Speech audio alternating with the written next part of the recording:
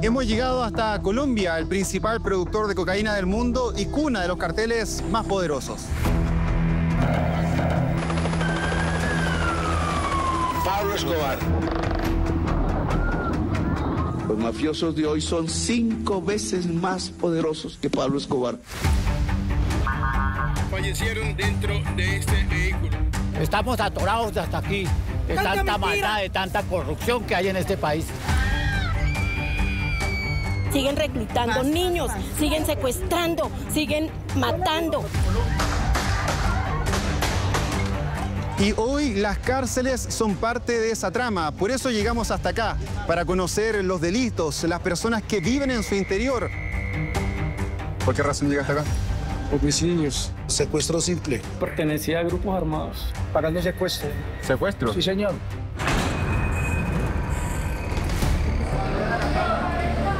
Hemos tenido una serie de incidentes debido a la convivencia que se maneja acá entre ellos mismos. Hubo un motín bien grande acá.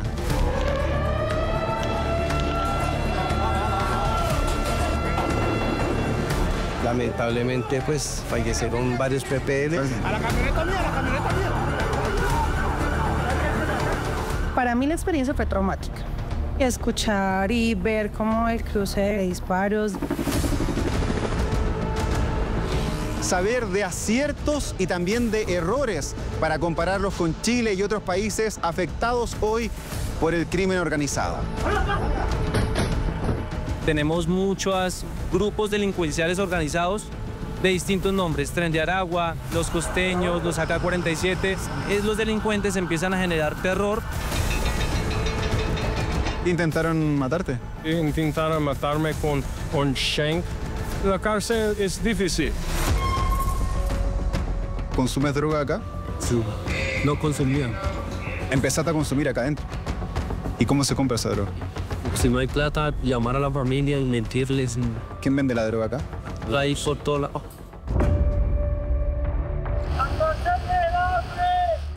La cárcel tiene que ser una cárcel donde la gente realmente paga por sus delitos. Un recorrido por las prisiones más peligrosas del mundo. Esto es Cárceles del Poder, Colombia.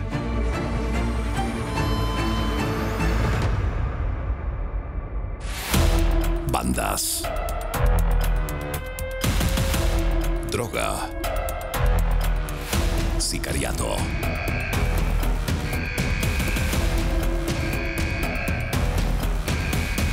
Extorsión. Crimen organizado. Un viaje extremo a la realidad de las cárceles del poder. En el capítulo de hoy, Colombia.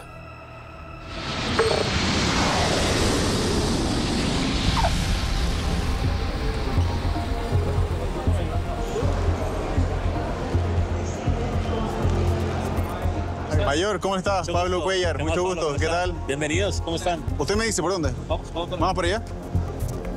Listo, agarra. Apenas entramos a Colombia se siente la presión. De hecho, el ejército nos escolta desde el aeropuerto al saber los lugares que visitaremos y rápidamente nos dan las advertencias. Aquí en Colombia realmente también las cárceles son muy vulnerables. 80% de las extorsiones son carcelarias. Claro, desde adentro. Y la otra situación también es eso, que he capturado gente que no lo hemos podido meter a una cárcel porque no hay espacio. Hola amigos, ¿cómo están? Nosotros somos el proyecto cultural Arrumba las Trubas de mi pueblito, hoy para Mega en Chile, papá. Hasta la cumbia y sus alegres canciones hoy reflejan el momento que atraviesan. Preste atención, pa' que víctima no sea por ahí de una extorsión. Colombia no es solo la segunda nación más desigual de América Latina después de Brasil, sino que tiene una de las mayores tasas de homicidios del mundo. Solo en el último año fueron asesinadas más de 13.000 personas. Una de ellas fue Elmer Fernández. Mucha atención, el coronel Elmer Fernández, director de la cárcel La Modelo, fue asesinado hace pocos minutos en Bogotá. El hombre a cargo de la prisión más peligrosa de Colombia fue acribillado después de salir del establecimiento. Se cree que lo mataron por los constantes operativos de allanamiento y requisas contra los reclusos. El pasado 9 de mayo, él ya había denunciado amenazas en su contra y contra su familia. Esta es la temida cárcel La Modelo. No solo alberga a peligrosos delincuentes, sino también es una de las prisiones con mayor hacinamiento del país. Tiene capacidad para 2.900 reos, pero hoy entre sus barrotes hay más de 4.000. Por sus celdas han pasado famosos criminales, desde sicarios del cartel de Medellín hasta miembros de las actuales bandas del crimen organizado que operan en Chile y el resto de América Latina.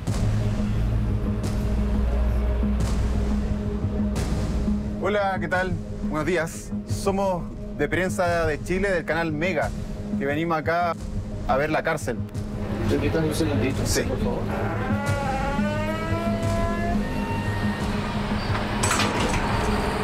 Nos hacen esperar un momento afuera, mientras con mi cámara voy captando cómo cada guardia que entra es claramente inspeccionado. Y es que hoy las cárceles de Colombia tienen un problema crítico: el ingreso de celulares, el principal arma para cometer delitos, hacia el exterior. El 50% de la extorsión de lo que tenemos en denuncias es de la llamada carcelaria o digital. Es decir, se desarrolla y nace desde estos establecimientos de reclusión. Según cifras de la policía, por cada celular se hacen en promedio 250 llamadas al día, esencialmente para extorsión y secuestros.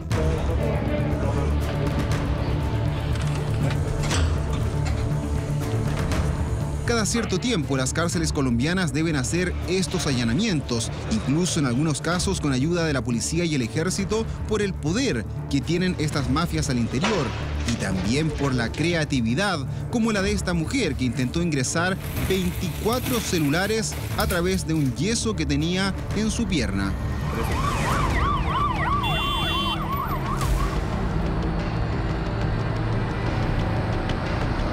Por eso entrar a la cárcel La Modelo no es tarea fácil. También nos revisan en la entrada, luego detectores de metales, toma de datos.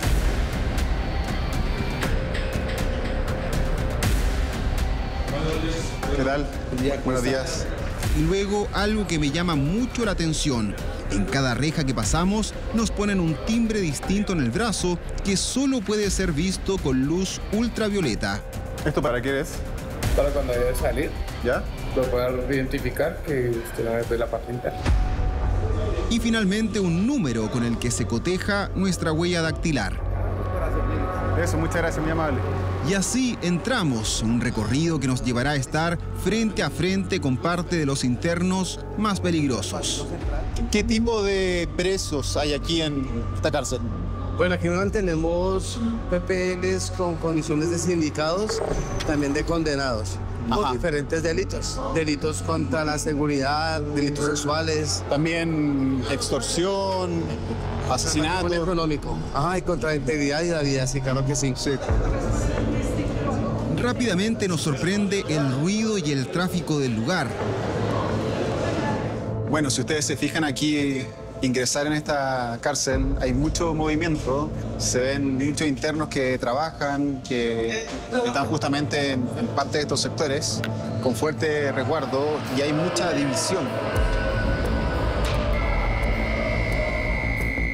Nos dirigimos al pabellón número 2, donde están los delincuentes más complejos, pero al pasar por el patio exterior me sorprende ver internos moviéndose libremente.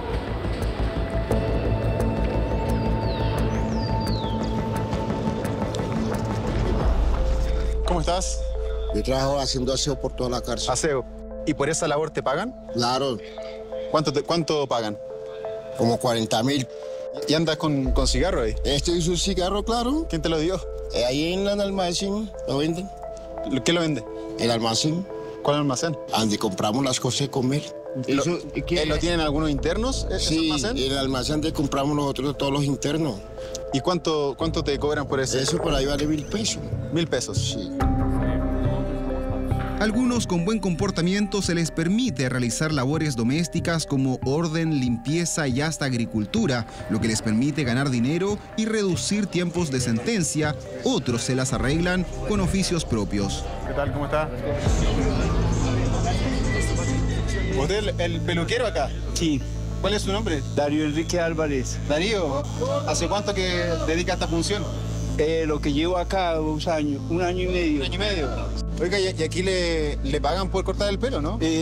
Claro que sí. ¿Quién le paga? Aquí los mismos cristianos, no todos se les va a cobrar igual porque a algunos no les llega dinero, entonces quieren a cobrar uno. ¿Y cómo le pagan? ¿Con comida? Pancito. ¿Pancito? Sí, eso nos dan acá. ¿Qué tal corta el pelo, Darío? Sí, obvio, es el corte que me gusta, sí. ¿Sí? Sí, señor. ¿Y cuánto le pagan a Darío? No, pues yo siempre 7.000, yo le doy 7.000, 6.000, 5.000.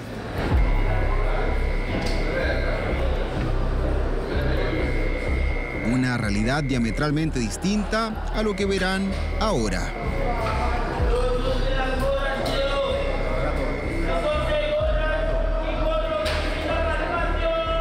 Esto que está acá es el pabellón número 2, que dicen es uno de los sitios más peligrosos dentro de la cárcel La Modelo, y lo vamos a ir a descubrir.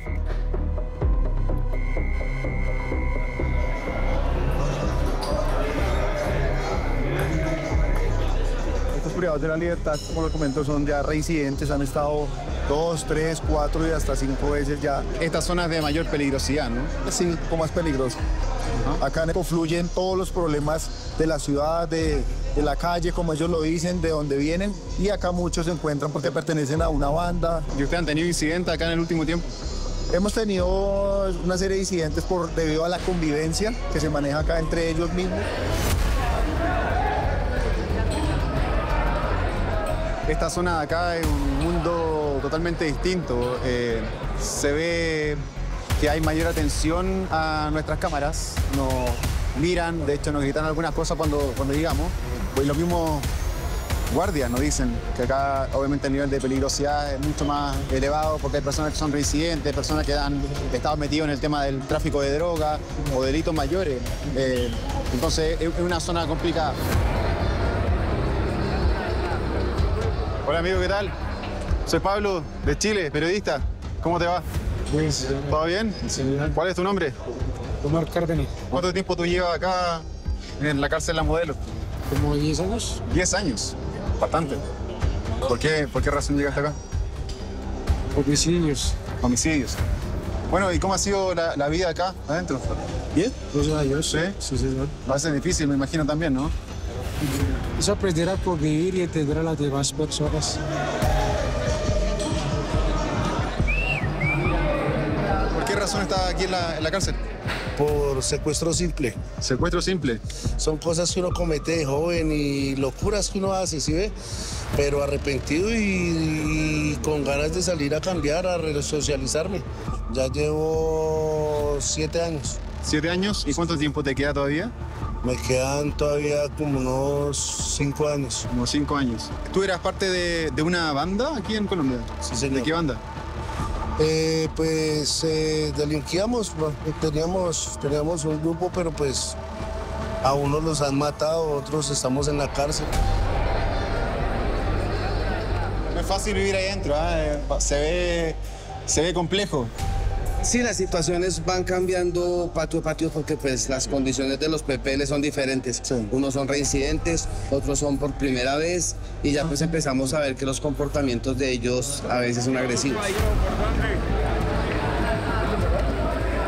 De repente, en medio de nuestra grabación, los internos comienzan a correr. Cuéntame, ¿qué es lo que está pasando acá? Ahí en ese momento llegó el almuerzo, entonces todo el mundo hace organizadamente su respectiva fila para que no hayan disturbios ni de pronto conflicto entre los mismos PPLs. ¿Sí? Entonces se lleva un control de una fila para que cada uno pase por su alimento y no le falte nada a ningún PPL. PPL es la sigla de Persona Privada de Libertad que se utiliza comúnmente para los presos en Colombia y la alimentación es justamente uno de los focos de conflicto. Aquí hay otro de los pabellones similares. En estos momentos están repartiendo ahí la comida, que es una cosa que más han cuestionado los internos acá. ¿Qué están comiendo? Comida en mal estado, vencida o podrida está dentro de las principales denuncias y hace poco se hizo aún más viral luego de que una conocida influencer colombiana que está detenida lo acusara desde dentro. Hacen lo que se les da la gana, abusan de nosotros. Sí, señora, estas mujeres están muertas del hambre, llevamos días sin comer. El pollo podrido, el pescado podrido, ratas de muertas, ratas muertas entre la olla y el arroz. Desafortunadamente todavía continuamos con problemas de infraestructura, de salud y sobre todo de alimentación. En la cárcel de Buen Pastor se han presentado unos hechos de mala alimentación, que no llega a tiempo, que no está bien coccionada. Caminar por los pasillos de la cárcel La Modelo no ha sido algo fácil. En estas mismas estructuras han ocurrido una serie de motines, incidentes entre bandas rivales, pugnas, asesinatos, una realidad compleja que Colombia todavía sigue viviendo. Pero la peor crisis de la cárcel La Modelo y uno de los más sangrientos en la historia de Colombia ocurrió durante la pandemia. Se subieron a las garitas, se cogieron el armamento. Por favor, todos los disponibles de cárcel Modelo, especiales, Caldas, remisiones, hagan presencia.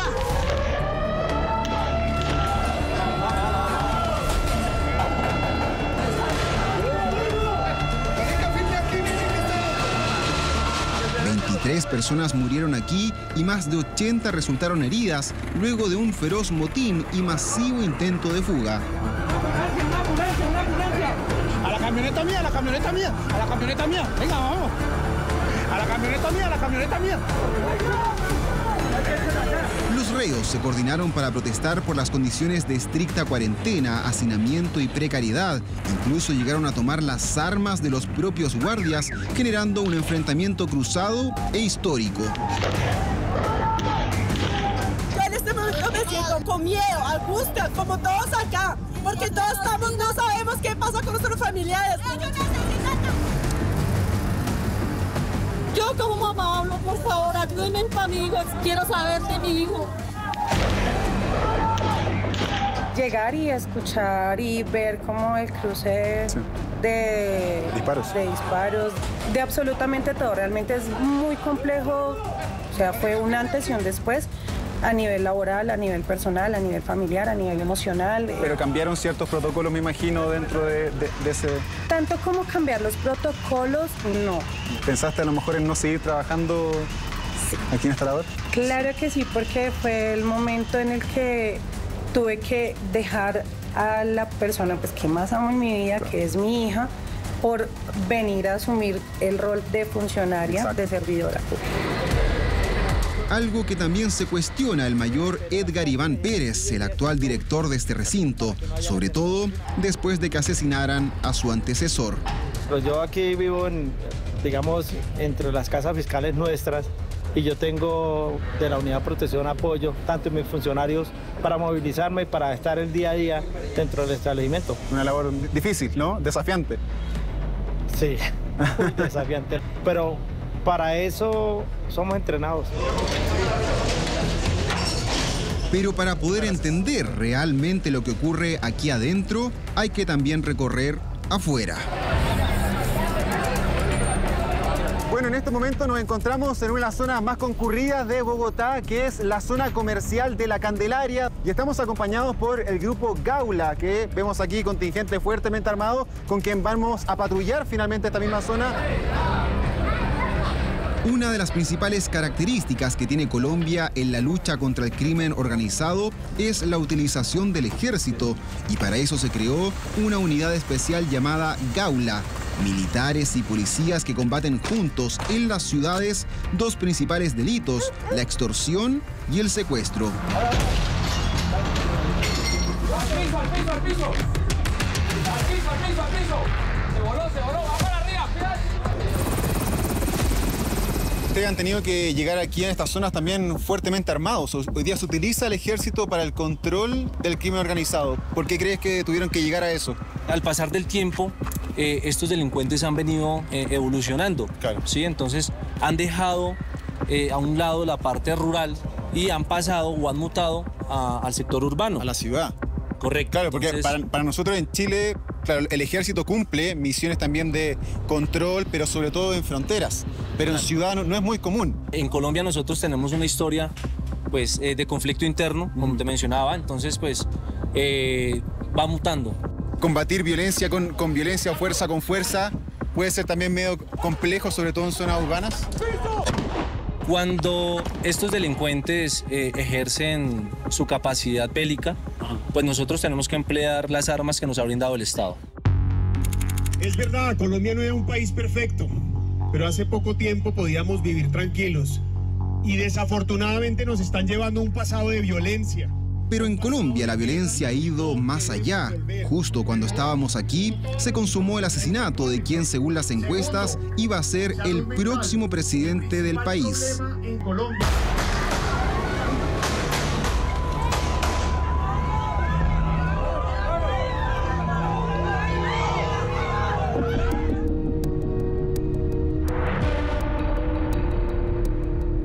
Bueno, nuestro viaje a Colombia ha estado marcado por un hecho trágico que ha sido el asesinato del senador y candidato presidencial colombiano Miguel Uribe Turbay, cuyos restos están ahora siendo velados en la sede del Congreso. Un hecho que a muchos se les ha recordado los tiempos más oscuros de la violencia armada aquí en Colombia. Estamos atorados hasta aquí, de tanta maldad, de tanta corrupción que hay en este país. Nos tienen callados, nos tienen tapados la boca. Este señor murió por sus hechos, por decir la verdad. De hecho, lo mataron y eso no es justo.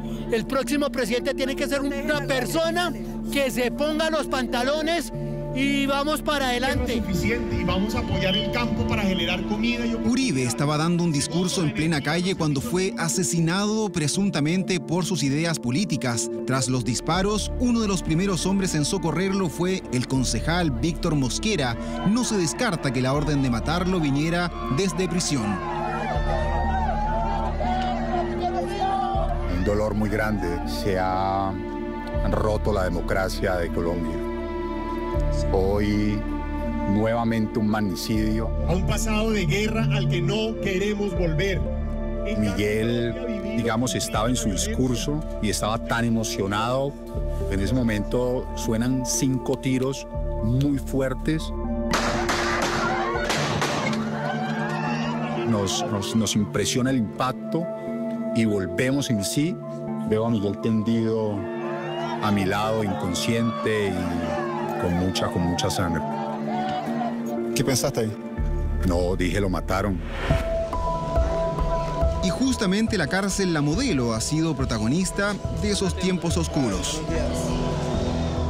Por esta prisión han pasado los personajes más temidos de Colombia, como Alfonso Cano, ex comandante de la FARC, Miguel Rodríguez Orejuela, ex jefe del cartel de Cali, y el sicario más sangriento de Colombia, John Jairo Velázquez, alias Popeye, la mano derecha de Pablo Escobar.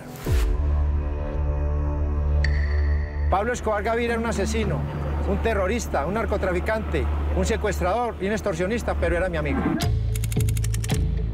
Y el Popeye no solo estuvo en esta prisión, sino que además lideró sangrientos enfrentamientos entre bandas al interior del penal entre los años 2000 y 2001. Según las autoridades, sus camaradas tenían armas y hasta dinamitas y llegaron a utilizar túneles de alcantarillas para esconder cuerpos de sus rivales.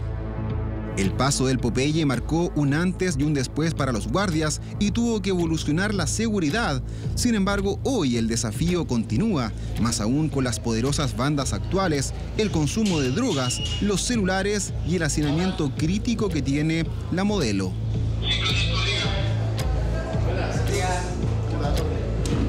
Bueno, aquí hay problemas de convivencia, bueno, como todo establecimiento de reclusión, pues el mismo encierro, la falta de sustancia psicoactiva, adictiva, genera que ellos se vuelvan un poco más violentos. Exacto. Hola, hola. De hecho, algunos guardias se me acercan. No quieren mostrar sus rostros, pero me indican que hechos de violencia, peleas y hasta muertes son habituales, lo que pone en riesgo sus propias vidas. ¿Acá mataste tú a alguna persona? Pues hubieron participaciones, normal, por salvar la vida mía, la vida de mi familia. Hola, hola, ¿qué tal? ¿Cómo está? ¿Y por qué intentaron matarte? No fue mi culpa. Yo digo, esta es mi toalla, dame mi toalla. Entonces él fue un muchacho que intentaron matarme con un shank. La cárcel es difícil. Y uno de los lugares clave donde muchos internos guardan esas armas improvisadas y artefactos para delinquir son sus celdas, y nosotros fuimos a revisarlas. Esta es una de las celdas de los internos que están en esta misma comunidad. Vamos a entrar.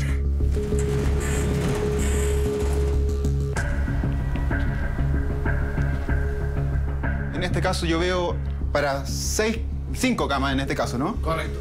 Entonces tenemos espacio para 5 PPLs, tiene su baño.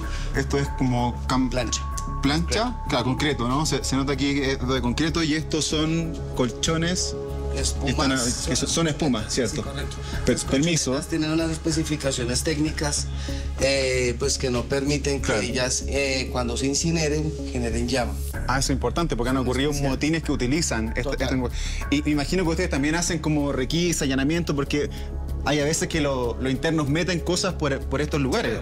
Vamos a ver. ¿Se puede? A ver. Sí, tranquilo. Entonces, por ejemplo, aquí estamos revisando. Que lo que tiene es una protección para el frío. Correcto. Estas celdas son un poco más amplias y confortables que el resto, y es que aquí duermen algunos con mejor comportamiento. Sin embargo, la realidad de Colombia es otra. Denuncias a las que accedimos evidencian que algunos presos deben dormir en hamacas o incluso hasta en el suelo. En el establecimiento tenemos una sobrepoblación. El día de hoy tenemos 4.144 PPLs. Casi un 50% más. Tenemos un 40% de sobrepoblación en este momento. Que ya podría más o menos llamarse hacinamiento. En este lugar están los reclusos que buscan un cambio de vida. Aquí se ejercitan y preparan para la reinserción. ¿Es posible esta reinserción? Uno toma conciencia de que normalmente nuestras acciones, nuestras malas decisiones no nos convienen. Ya quiero cambiar de vida, ya esa vida pasada, ya no quiero más eso. ¿Qué le diría a la gente que está afuera? Que tiene dudas. Sí, se puede hacer un cambio.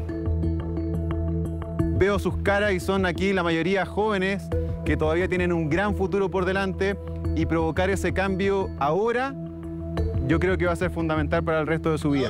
Abracémoslo, abracémoslo todos. Eso, vamos. Un abrazo. Eso. Vamos. Con la billetera. Eso. Gracias. Produzcanla. Listo. Vamos. Produzcanla. Para ellos es muy importante este tipo de cosas, porque se les da ese reconocimiento que como seres humanos necesitamos. Totalmente. ¿Listo? Muchas gracias a ustedes. No.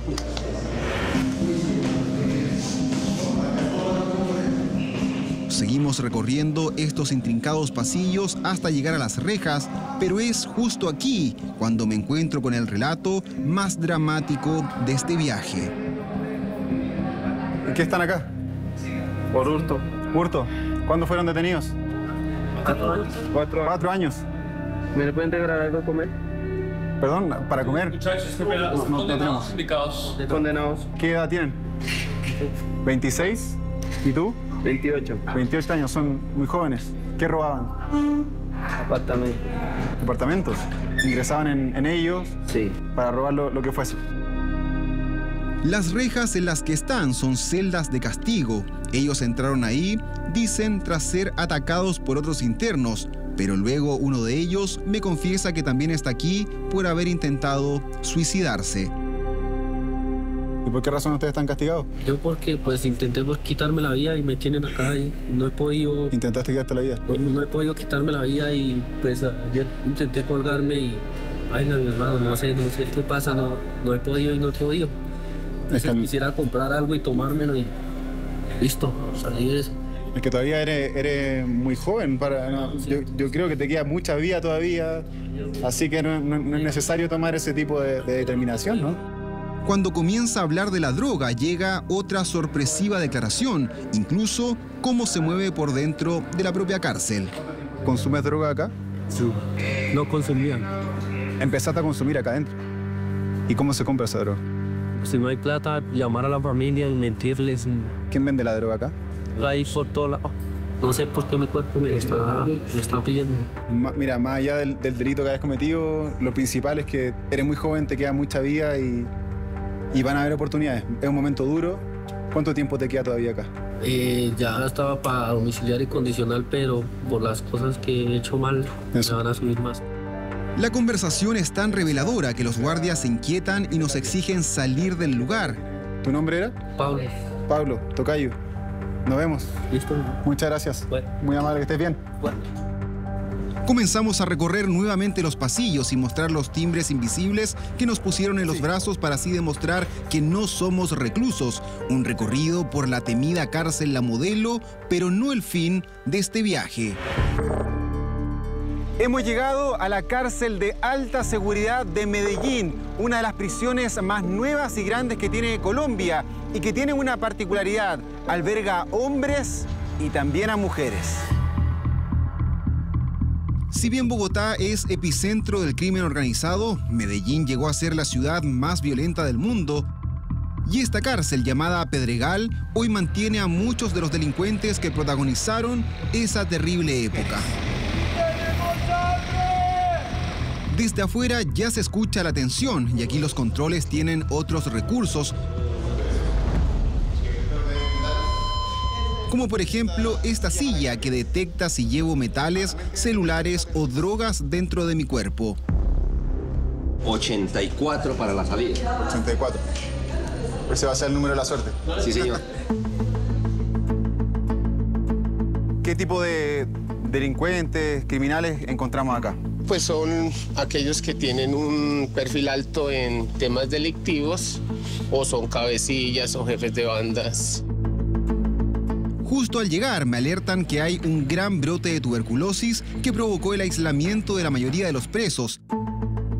Pero aún así podemos entrar a otra zona donde encontramos uno de los casos más impactantes. ¿Cuánto tiempo tú llevas acá? La cárcel, llevo 13 años. ¿13 años? Sí, señor. ¿Y por qué razón entraste acá? ¿Delito qué? Sí, ¿qué delito? Pagando secuestro. ¿Secuestro? Sí, señor. Y si hay alguien que lideró los mayores secuestros y asesinatos en Medellín, Don Pablo Escobar. hoy sus calles reflejan ese estigma. Medellín vivió lo peor que puede haber vivido cualquier otra ciudad en el mundo, gracias a una época del narcoterrorismo. Pablo Escobar a la cabeza. Pablo Escobar a la cabeza y muchos otros de ese cartel. Su poder fue tan grande que se fabricó su propia cárcel. Una breve rendición pactada con el gobierno de Colombia a cambio de no ser extraditado a Estados Unidos. Hemos llegado hasta Envigado, en las afueras de Medellín, para conocer la cárcel de Pablo Escobar.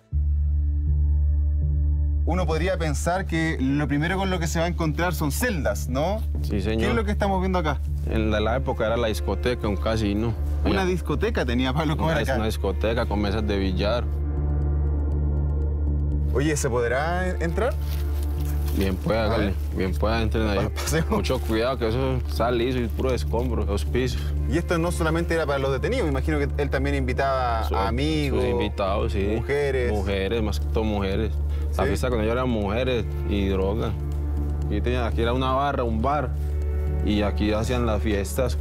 Tenían hasta los barman, tenían todos sus meseros. Más que celda, él tenía lugares de fiesta. De fiesta. Aquí estamos en la parte más importante de la cárcel de la Catedral, que es la celda donde estaba Pablo Escobar, que más que celda era una habitación. Una habitación, sí. Mira, señor. Está ahí arriba. Sí, se logra ver. Pues hacia donde se ve la pared verde, allá queda la habitación suya. Pablo Escobar apenas estuvo un año en este recinto apodado La Catedral, que más que una prisión era un verdadero hotel, refugio y hasta centro de sus operaciones criminales. Perfecto. ¿Qué es lo que estamos viendo por acá? Los cuartos de tortura de la época. Aquí metían a la gente, los torturaban para sacar la información. O sea, él también traía enemigos sí, aquí a la catedral. Los citaban o los subían. Claro, y ahí está marcado que dice tanque con ácido. Ese hueco era un tanque con ácido donde desaparecían los cadáveres. ¿Cuántas personas debe haber matado aquí, Pablo Escobar? En esta fosa que está aquí en el túnel dicen que encontraron más de 40 cadáveres. ¿Más de 40 cadáveres? Más de 40 cadáveres. Cuartos de tortura, todo esto aquí. Impactante, ¿no? Ver todos estos lugares donde estuvo Pablo Escobar, que siguió finalmente en su lucha criminal, cometiendo más delitos, matando a enemigos en este mismo recinto.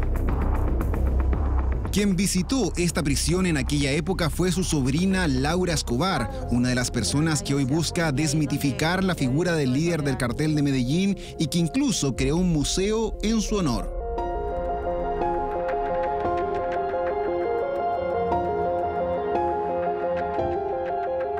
Cuando llegamos, pues era una cárcel normal, que la habitación del tío Pablo era muy sencilla porque fue lo que le vendieron al gobierno cuando fueron a mirar y avalar el sitio. Después empezaron ellos a hacer sus reformas y sus construcciones. Más que una cárcel, ya después era un hotel, tenía exactamente disco, bar. ¿Tú te quedabas ahí? Tuve la oportunidad de dormir muchas veces dentro de la cárcel. Ahora, yo creo que él también sabía de que iba a durar poco tiempo ahí. Entonces yo no creo que ellos pensaran que se iban a fugar. Laura incluso escapó a Chile en medio de la presión que había con su tío en los años 90, mientras Escobar se fugó de esta cárcel y un año más tarde sería encontrado y abatido por la policía. Tras su muerte, muchos volvieron a la catedral a buscar las canaletas con billetes y joyas que él había dejado. Pablo Escobar, cuando se ve la fuga, cuando él se vuela, la gente de los alrededores sube con picos, palas y empiezan a tumbar las paredes, a remover los pisos, buscando las caletas que el hombre tenía. Venían a buscar donde él tenía escondido su plata. En la plata, dólares, eran canecas de dólares. Este era el lugar donde Pablo Escobar se escapa, entre medio de los matorrales. Ah, ¿podemos pasar? Por aquí se escapa el hombre. Mira. Y sigue hasta acá. Todo este fue el trayecto que él hizo. Él se escapó por aquí y llegó a Arenales.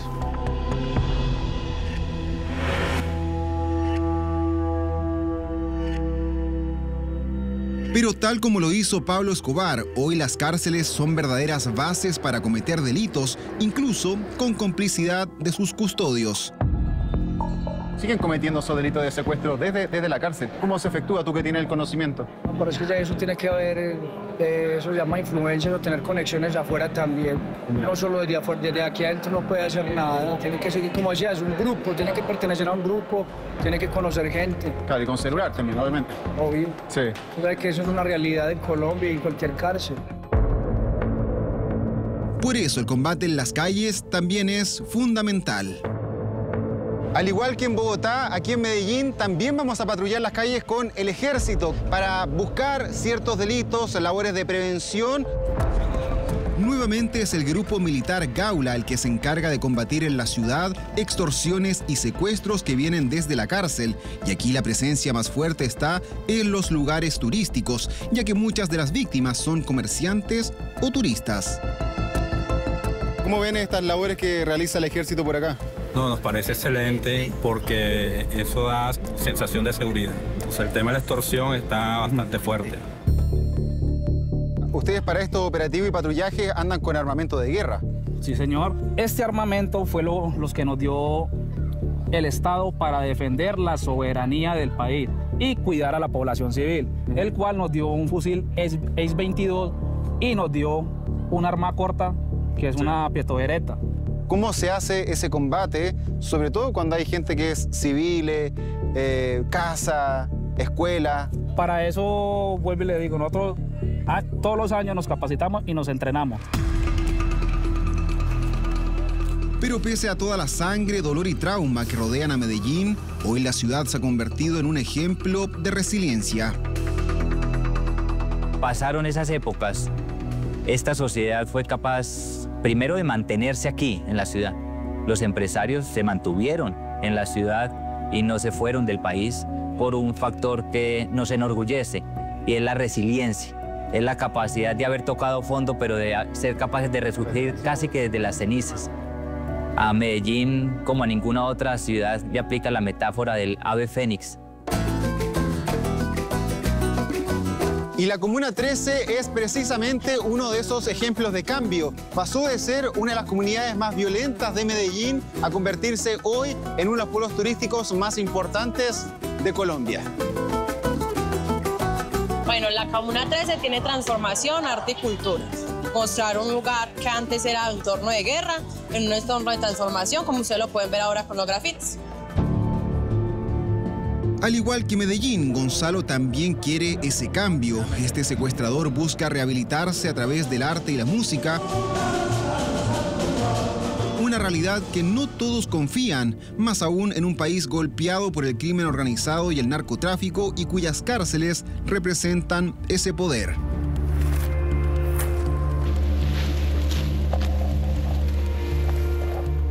Colombia sigue siendo y apareciendo en el mapa en la parte del narcotráfico. Pensaron que muerto Pablo Escobar el negocio del narcotráfico iba a acabar. Mientras que exista consumo en otros lugares del mundo, eso va a ser un negocio.